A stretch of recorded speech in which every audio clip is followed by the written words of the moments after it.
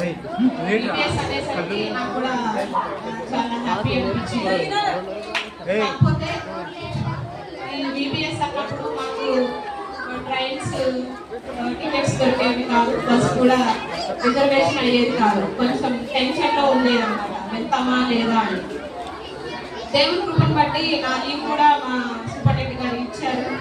ఈ మధ్య ఈ చిన్నపిల్లల మధ్య పరిచయం చేసే అవకాశాన్ని కూడా దేవుడు నాకు కల్పించినందుకు దేవుడు ఎంతో మహిమపరుస్తున్నాడు. అందుకంటే ముఖ్యంగా సాంగ్స్ చాలా బాగున్నాయి అన్నమాట, చిన్నపిల్లల యూపీఎస్ సాంగ్స్.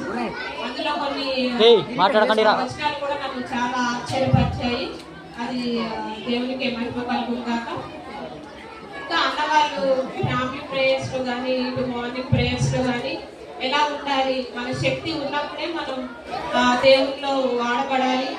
ఈ జ్ఞానం అనేది మంది కాదు, కేవలం దేవుని అంటే మనం జ్ఞానాన్ని అభివృద్ధి చెందుకోవాలని మనకిచ్చిన థీమ్ ప్రకారంగా దేవుని ఇచ్చినటువంటి శక్తిని బట్టి దేవుని యొక్క పరిచర్య మనం చేయాలి అని, అవకాశం ఉన్నప్పుడే దాన్ని సద్వినియోగం చేసుకోవాలని నేను గ్రహించాను. ఈ సాక్ష్యాన్ని దేవుడు దీవించుగాక.